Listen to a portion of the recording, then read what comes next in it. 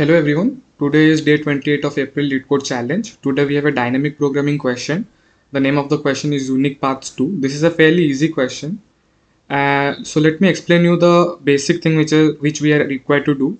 So here we are given a m cross n grid, and we have a robot here who is in the top left corner, and we have to reach the star which is at the bottom right corner, and the robot can move in two ways. He can either go to the right or he can go to the bottom.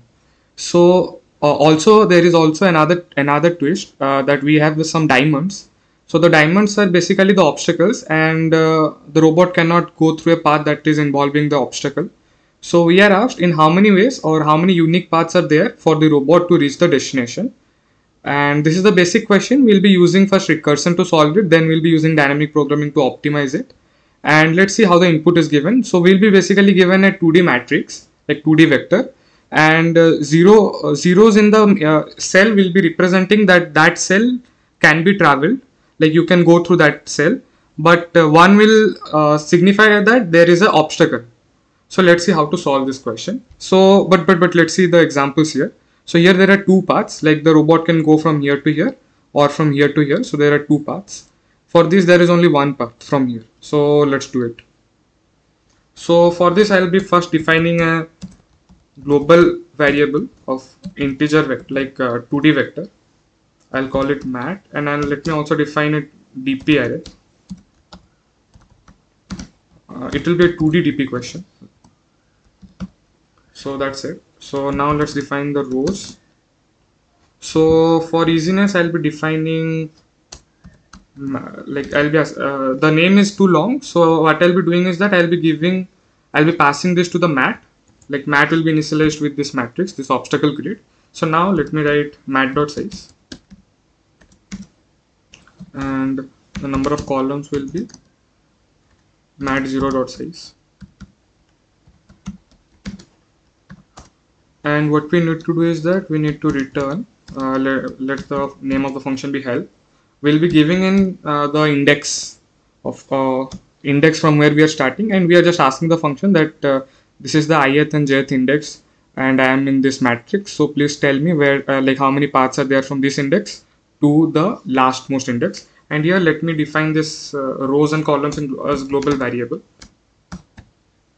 so that I can use it without passing. So let's first write the recursive solution. The return type will be int. So we have the ith index and jth index. So because I've used dp, so I can write here like if, okay, before that we need to make sure that I is less than n, like number of rows, or else let's do one thing. If I is greater than equal to the number of rows, or j is greater than equal to the number of columns, we will return 0, which means that basically you cannot be in that index. So we'll be returning 0 because then we won't be having any path if that condition arises. So let me write if, okay, I need to initialize the dp array also. Let me initialize here only.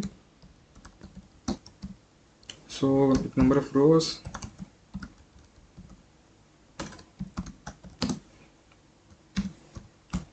the dp array I'm initializing with -1. It has r rows and c columns. So I am writing if the ith and jth index is not equal to -1, we'll be returning whatever is saved in there.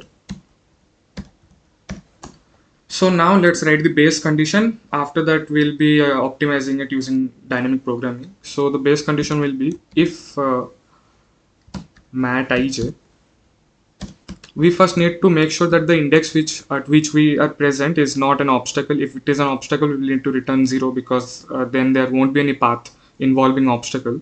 So if mat ij equal to 1, because the obstacles were denoted by 1, so if mat ij is equal to 1, we'll be returning 0.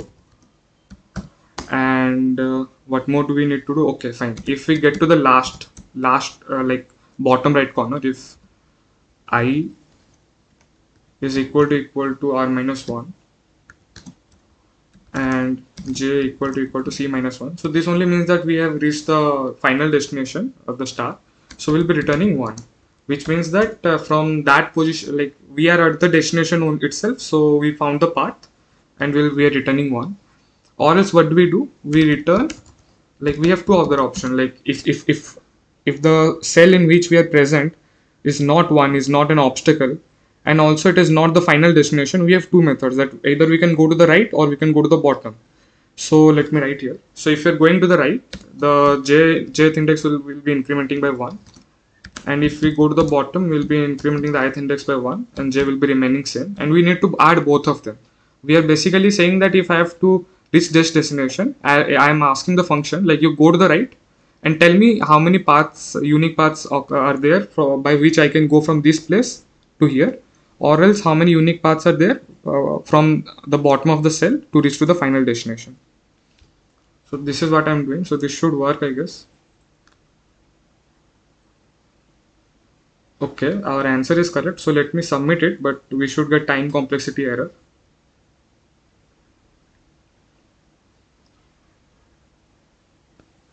Okay, so we got time limit exceeded.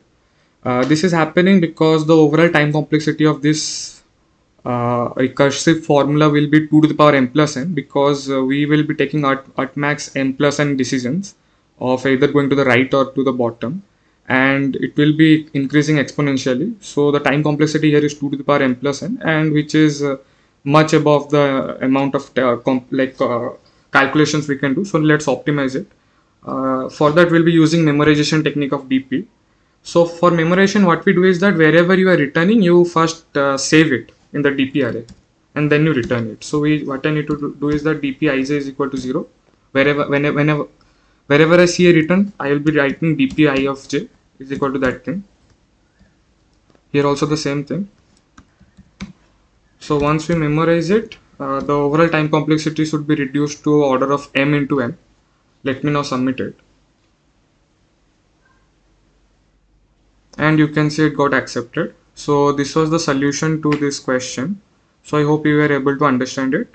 Also the code can be found in the description. So please subscribe to my channel and have a nice day.